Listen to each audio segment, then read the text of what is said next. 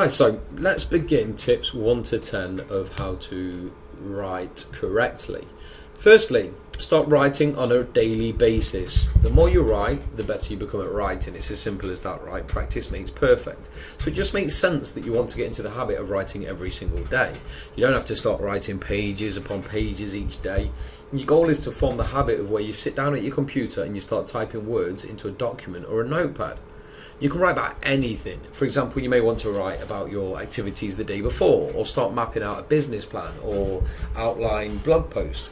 Write about anything that gets you into the habit of actually writing. You may even want to practice writing short posts, which you could then use as content for your social sites. It may be difficult at first to write every day, but just remember, as with any habit, if you commit to doing this daily, you'll be writing regularly in less than 1 month. Secondly, start reading on a daily basis. The more you read, the better your writing ability is going to be. Just like the more you write, the better your writing is going to be. The more you read, the more you will become better at writing. It's because reading will kind of be keeping you up to date on current affairs and topics. It will also provide you with useful insights and topics that you can write about on your own blog. It also helps to read a good variety of content and material. Don't just limit yourself to reading a magazine or a book. Get into the habit of reading newspapers, short stories, blog articles and more. Take the time to read up on a new hobby or a skill that you've always wanted to learn. By exposing your mind to a variety of content, your vocabulary will expand. You will find the task of writing becomes easier. Plus, you'll find that you have more topics which you can write about.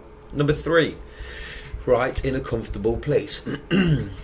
If you're seriously trying to write a long article or even start a book, you need to have a comfortable place to work in. This will vary depending upon your personality. Some writers enjoy writing in a quiet room at home. Others prefer to write outdoors when possible, obviously weather depending. Yet other writers, they kind of find themselves inspired and can write more when they're sitting in a local coffee shop or a restaurant. No matter where you choose to write, find a place that works for you. If you have small children or a busy schedule, you may prefer to get up earlier and use that time for writing, or in the evening. By placing yourself in a comfortable setting, you'll find that your words flow easily. If your body's not in a comfortable place, then neither is your mind. Number 4, write for your audience. When it comes to writing online content for the internet, your biggest concern is that you want to cut out the fluff and the padding of your work. While it's still important to pay attention to use grammar, spelling and punctuation, your main concern is to keep your writing concise. It's still important to develop a style so that your audience can kind of identify with you.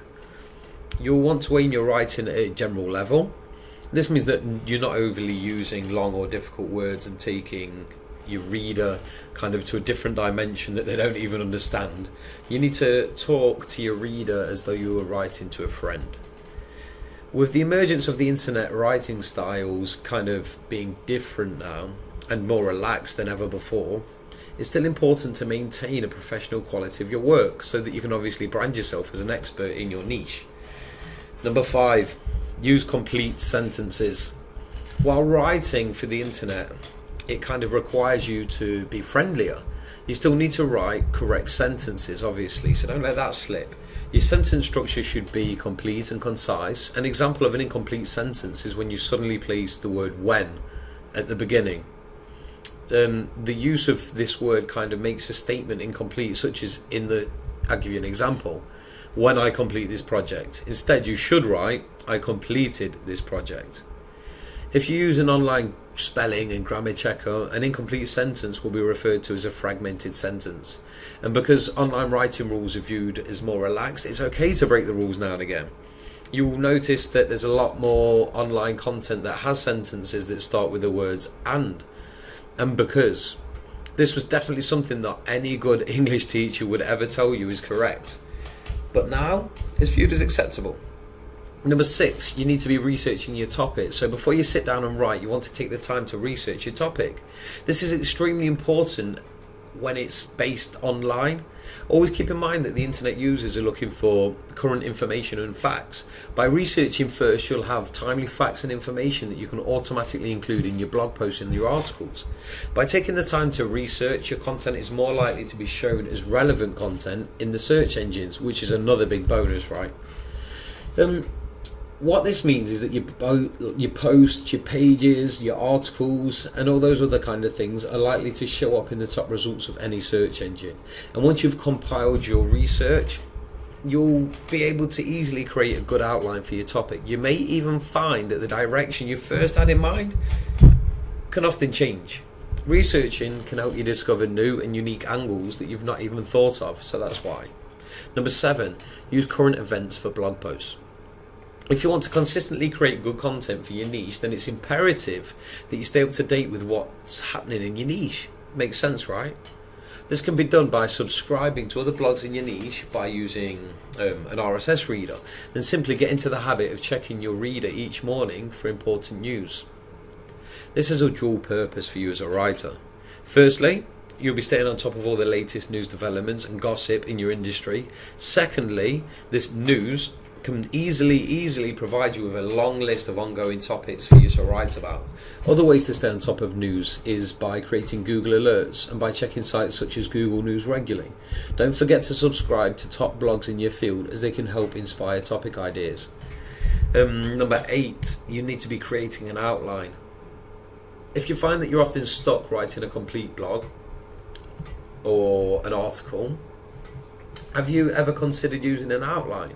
This technique allows you to simply fill in the outline once created in a step-by-step process, and once filled in, your basic article is completed pretty much. Using an outline simplifies the writing process, and it kind of makes it easier for you to create quick and informative posts. A good outline includes firstly an introduction, then secondly body, and then third round it up by a conclusion. In the introduction, you'll basically tell the reader that what they're going to be learning by reading your article or post. In the body of your article, you need to make a list of points or subtopics that you want to discuss. These points will become the subheadings of your article. After you've outlined your points, go back and write a couple of sentences on each one. This becomes the body of your article. Once you get to the conclusion, you can simply wrap up and summarize the main points again. Then add a call to action for your reader, and your new post is ready for publication. Pretty cool, right? Number 9, use a mind mapping tool.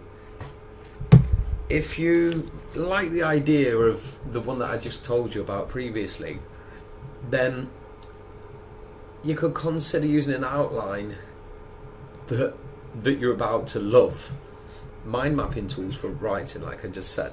A mind mapping tool is great for outlining individual posts and articles, as well as for creating a blogging schedule. You can use this tool to plan out content for months at a time, come up with the main topics, and then add subtopics to your list. As well as listing subtopics, you can list research sources, and kind of jot down ideas. When you go back into your mind map, you can add additional notes and thoughts. Before you know it, you'll have a basic content outline for several posts at a time. A great feature of mind mapping software is it has the ability to add colored nodes, so you can easily identify topics, research, and specific outlines. Number 10, write in short spurts. Use a kitchen timer or download an online timer to your desktop and then use it. Most writers are going to agree that it's better to write in short spurts rather than sit down for hours at a time. There are several benefits of writing in short spurts, including not cramping up your fingers and wrists from overtyping, and not feeling overwhelmed or frustrated when your words don't flow properly. And quite often, taking a break frees up your mind and relaxes your body. When you sit down again to kind of resume writing, you'll feel kind of refreshed and you'll be ready to take action. You should notice that your writing flows easily and you'll actually feel more creative. Experiment with how often to take breaks and see what works for you personally. Most people tend to find that taking a 10-minute break once every hour or so is quite effective.